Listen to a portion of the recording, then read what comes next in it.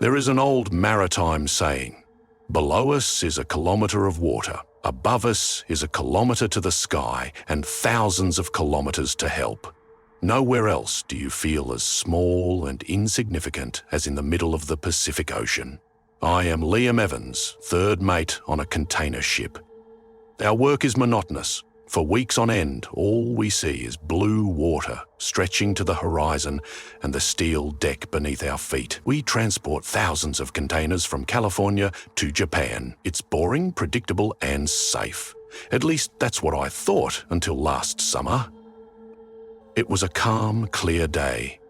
The ocean was as smooth as glass. I was standing watch on the bridge, monitoring the instruments. Suddenly, through my binoculars, I noticed something on the horizon that shouldn't have been there. A small white sail, but it wasn't raised. It was a yacht, just drifting with the current. I reported to Captain Rostov, a stern, old-school Dane. We checked all the systems. The yacht did not appear on the automatic ship identification system, which was strange for such a modern vessel. We tried to contact it on all radio frequencies. There was no response. According to the unwritten code of the sea and official maritime law, we were obliged to check the vessel and provide assistance if required. The captain ordered a motorboat to be launched. The group consisted of me, as the person who had discovered the vessel, and 2 experienced sailors. As we approached the yacht, we saw its name written in gold letters on the stern, Sea Maiden. It was beautiful, 45 feet long, and looked completely intact. No damage. We climbed aboard and were met with deafening silence. The deck was clean, the ropes were neatly coiled. Everything was in its place. "Hey, is anyone on board?" I shouted. Silence. We went down into the cabin, and that's when it got really creepy. Inside, it was as if the people had simply vanished a moment ago. There was a chessboard on the table with an unfinished game. In the small galley or kitchen, there was a half-empty coffee pot. There was a half-eaten sandwich on a plate. There were no signs of a struggle, storm, or fire. Everything was perfect to the point of being unnatural. We searched the sleeping quarters. In one of them there were 2 passports on the bed, Robert and Catherine Finch, a married couple in their 50s from Oregon. Their clothes were neatly folded in the closets. The books on the bedside tables were open in the middle. And then I found it on the navigation table, the ship's log. A thick, leather-bound notebook. I opened it, hoping to find answers, and I found them. Only they weren't the answers I expected. I began reading the latest entries aloud to my crew. Entry from June 15. An excellent start to the journey. The wind is favourable, the ocean is calm. Catherine is delighted. She says this is the life she has always dreamed of. Today we saw a pod of dolphins. I flipped through a few pages. The handwriting was smooth and confident. Entry from June 22. Catherine has been quiet for the last couple of days. She hardly talks. She just sits on the deck for hours and stares at the water. She says she hears something, some kind of music that I can't hear. I think it's just the sound of the wind and waves, but she insists. It's probably the isolation. My voice faltered slightly as I read the next entry. Entry from June 25. This is getting strange. She hardly eats. She's started humming, but it's not her melody. She says it's that song from the water, a very strange, dissonant melody. It gives me the creeps. I tried to persuade her to rest in the cabin, but she looks at me as if I don't understand something important. I'm getting scared. The handwriting on the last pages became increasingly uneven and disjointed. Entry from June 28. I don't know what to do anymore. She says we're getting closer. Closer to what? There's nothing but water for thousands of miles around us. I suggested turning back to Hawaii. She threw a tantrum. She screamed that I couldn't take her away from the song. I locked myself in my cabin to write this. I'm afraid of my wife. I'm afraid of what this ocean is turning her into. I reached the last entry. It was written in a different handwriting, shaky, almost childlike. It seemed as if Robert could barely hold the pen. Entry from June 29. She woke me up in the night. She was smiling. I hadn't seen her so happy in years. She said that the song was the most beautiful thing in the world and that it called her by name. She kissed me and asked me not to be sad. Then she went out on deck. I didn't stop her. Music. It really is beautiful, isn't it? I think I can hear it now, too. I'm going to her. It's so quiet on the yacht now, but the ocean is full of song. That was the last entry. We stood in that cabin in deathly silence, and the air seemed to grow cold. We were where the tragedy had unfolded, where loneliness and the boundless ocean had blurred the line between reality and madness. I reported to the captain. We followed protocol. We notified the Coast Guard and recorded the coordinates. But there was nothing we could do. We couldn't tow the yacht. We had to leave it. Leave this ghost ship to drift on, keeping it secret. When we returned to our giant and continued on our way, I stood on the bridge for a long time, watching the receding dot of the Sea Maiden. The ocean around us was still calm and sun-drenched, but it no longer seemed peaceful to me. It seemed like a predator, lurking and patient, and I caught myself listening to the monotonous hum of our engines, trying to discern something else in it, trying to hear a song. There is one rule at sea that you learn very quickly. The ocean is not the most dangerous thing that can happen to you. Storms come and go. Waves crash against the hull and recede. But the real horror is what you bring with you on board.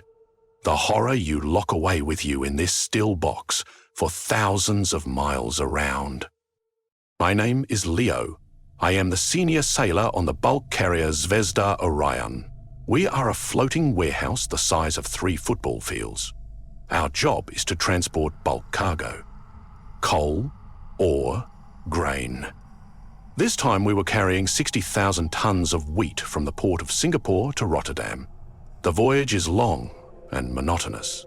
The days merge into one endless cycle of watches, the hum of engines, and the smell of salt. The first 10 days of sailing across the Indian Ocean were completely routine. The sun beat down on the deck, the water was as smooth as glass. Life on board followed its usual routine, until I went down to the 4th hold. It was a routine inspection. I had to check the ventilation hatches and make sure the cargo wasn't rotting from moisture. I opened the heavy hatch on the deck and began to descend the narrow metal ladder. A hold on a bulk carrier is not just a room, it is a cave. A huge, echoing space, filled to the top with golden hills of wheat. The light from my headlamp barely picked out the nearest slopes of this sea of grain from the darkness. The air was heavy, dusty, and smelled of bread. I was making my way along the wall, checking the sensors, when my beam of light fell on something foreign. At the foot of one of the grain hills, in a small niche, lay an empty plastic water bottle and a wrapper from instant noodles with Thai writing on it. At first, I didn't think much of it. The trash could have fallen during loading. But then I saw something else. A small depression in the grain, like a resting place, and next to it, another bottle, half full. And then I understood. We had a stowaway on board. He immediately reported this to the senior assistant captain. The captain ordered a small search party to be assembled. There were 4 of us, me, the bosun, and 2 motorists. We went back down to the hold. Now, this place didn't seem peaceful to me. Every rustle, every shift of grain underfoot made me tense. We split up and began combing the hold, shouting in English, "Come out! We won't hurt you! We'll give you food and water!" We found him after 20 minutes. He was hiding deep in the grain, having dug himself a hole like a frightened animal. He was a very young man, about 17 years old. thin and scared to death. When we pulled him out into the light, he was trembling and muttering something in a language I barely recognized as Malay. I had been in these latitudes long enough to know a few basic phrases. We took him out of the hold and brought him to the infirmary. We gave him water and food. He ate as if he hadn't seen food in days. The captain tried to question him through me, but the guy was in a panic. He wasn't looking at us. He was looking at the door, at the porthole, as if waiting for someone to come in. I tried to calm him down. I asked him in broken Malay, "Why are you here? Are you alone?" And then he broke down. He grabbed my hand, his eyes filled with terror. "Bukan aku sendiri," he whispered. "I'm not alone." We looked at each other. "Who else?" I asked. He began to speak quickly, incoherently, gesturing wildly. I could only make out a few words. "Lelaki jahat, bad man, dia ikut," he followed. "Box." From his disjointed story, we began to piece together a picture. When he was hiding in the port to sneak onto the ship, he saw another man. He was hiding too. This second man, according to the guy's description, was older, with cold eyes and a scar on his cheek. He carried a small, heavy box on board. The guy said that this man was not a refugee seeking a better life. He said he was a criminal. Silence fell in the cabin. We all looked at each other, and I saw my comrades' faces change. Irritation and routine gave way to cold, clammy fear. The problem had just changed dramatically. We didn't have a frightened boy on board. We had a stranger on board, a dangerous one, possibly armed, and we were locked in with him in the middle of the endless ocean. Any one of us could have encountered it anywhere. In the narrow corridors of the living quarters, in the roaring, sweltering hell of the engine room, in any of the giant dark holes. Our ship, our home and workplace, had suddenly turned into a hunting ground, and we were not the hunters. An hour later, the captain's voice rang out over the loudspeakers throughout the ship. His tone was calm, but there was steel in it. "Attention all crew members. Due to an emergency situation on board, special security measures are being implemented. Moving around the ship alone is prohibited. All doors not currently in use must be locked. Report any suspicious sounds or findings to the bridge immediately. I repeat, work only in pairs." My shift had just ended. I was supposed to go to sleep before the night watch, but how could I sleep? I lay on my bunk and listened to every creak of the bulkheads, every step in the corridor. And then, half an hour before midnight, my replacement came in. It was time to take over the watch. From midnight to 4 in the morning. I walked through the dimly lit corridors to the ladder leading to the bridge. Every dark corner seemed threatening. Every shadow seemed to be moving. I stepped out onto the deck. The endless, inky darkness of the ocean and sky merged into one. The wind whistled in the rigging. I climbed onto the bridge, took my watch, and was left alone, except for the helmsman standing in the shadows. I am standing here right now. I look through the huge windows at the black, indifferent ocean. I have a radio and a heavy lantern in my hand, but I understand that they are useless. The main threat is not outside, it is inside. Somewhere in this steel labyrinth, in the darkness, hides a man who is far more dangerous than any storm. There is a reason why ancient maps had sea monsters drawn on their edges. It wasn't because people believed in leviathans. It was because they understood that the most terrifying monsters dwell not in water, but in emptiness, in the white spots on the map where the known world ends and endless nothingness begins. I work in one of those somethings. My name is Joseph, and I am a deckhand on a research icebreaker. Our job is to take scientists to the most inhospitable corners of the planet. This time, we were far north of Spitsbergen. in the Barents Sea, studying the impact of climate on perennial ice. There was nothing around us for thousands of miles except white silence. It's a strange world. The silence here is so thick that it rings in your ears. The sun doesn't set for weeks, just hangs low on the horizon, colouring the ice in unreal shades of pink and blue. We had been making our way through the ice field for 3 weeks when we came across it. It was no ordinary iceberg. Most of them are white and porous, like compressed snow. This one was different. It was made of ancient, compressed blue ice. Such ice forms over thousands of years. It is hard as stone and transparent as glass. Its shape resembled a giant tooth fragment sticking out of the frozen ocean. But it wasn't the shape that was strange. What was strange was what was inside. Even from half a mile away, we could see it. Deep within the blue ice, like a fly in amber, something huge and dark was frozen. There was excitement on the bridge.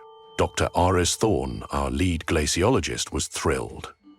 "It's megafauna," he said excitedly, looking through his binoculars. "A woolly mammoth, a cave bear. Can you imagine? A perfectly preserved carcass in an ice capsule. It's the find of the century." Captain Dave gave the order to move closer, but to keep a safe distance. The crew members came out on deck, trying to catch a glimpse of the prehistoric wonder. I stood there too, feeling the frosty air burn my lungs, and looked at the approaching iceberg. When we got within a couple of 100 meters, the captain stared through his powerful binoculars on the bridge for a long time. I watched him through the glass. Gradually, the smile of anticipation on his face gave way to an expression of complete bewilderment. He lowered his binoculars and slowly shook his head. "Harris, come and see for yourself," he said quietly. Dr. Thorne took the binoculars from him. A minute later, his face was drawn. "This can't be," he muttered. Silence fell over the bridge. When I had a chance to look through the binoculars, I understood why. What was inside the ice was not an animal. It did not have smooth, organic curves. Instead of fur and bones, I saw clear, straight lines. Impossible angles, unnatural to nature. It was part of some huge structure. A machine, made of dark matte metal that seemed to absorb light rather than reflect it. We got even closer. Using powerful zoom cameras, we projected the image onto the main screen on the bridge. And then we saw the symbols. The surface of the object was covered with engravings. They were not runes, hieroglyphs, or any of the languages known to mankind, ancient or modern. They were complex, intertwining geometric patterns that evoked a strange, unsettling feeling. They seemed both mathematically precise and completely alien. Dr. Petrova, our historian, stood in front of the screen as if spellbound. This is unlike anything else," she whispered. "The structure of the language, if it is a language, does not obey any known logic." For the next few hours, the bridge became the center of feverish debate. What was it? Part of a secret Soviet satellite that had strayed off course? A German prototype from the war, the stuff of legends? But the ice surrounding the object, according to Dr. Thorne's preliminary estimates, was at least 10 to 12,000 years old. The object was inside it. It was older than the Egyptian pyramids. The thought was mind-boggling. It shattered everything we knew about history. While the scientists argued, the crew discussed how to extract the find. Melt the ice with heat guns? Too long and dangerous. Try to chip off the right piece with an icebreaker? Risky. It could damage both the object and the ship. And while we all stood there arguing and theorizing, the ice made the decision for us. We heard a low, drawn-out hum, a sound like the moan of a dying giant. It came from the very depths of the iceberg. We froze, listening. The hum turned into a deafening crack, which seemed to shake even the hull of our ship. Right before our eyes, a giant crack ran through the iceberg, and a huge piece, the one that contained the dark object, began to separate from the main mass. It was a mesmerizing and terrifying sight. The iceberg, the size of a multi-story building, slowly tilted and then crashed into the black waters of the ocean with a loud bang, raising a cloud of ice chips and a wave. But it did not remain afloat. Due to the incredible weight of the metal object inside, it began to sink almost immediately. We watched as it disappeared beneath the surface. Blue ice, a dark silhouette inside, and vanished into the bottomless polar darkness. A sonar tried to track the fall, but after a few seconds, the signal disappeared. The depth at that point was more than 3 kilometers. It was gone. A dead silence fell over the bridge. No one could say a word. Dozens of people had just witnessed the impossible. And now we had nothing. Nothing but a few blurry digital photos and the memory of what we had seen. I stand on the deck and look at the calm, black water that has closed over the greatest mystery in human history. Scientists say we have lost it forever, that now it lies at the bottom, buried under kilometers of water, hidden from the world once again. But sometimes, looking at this bottomless darkness, I think differently. That ice was a prison that held this object for 10,000 years. And now that prison is gone. And maybe it's not lost, maybe now it's free.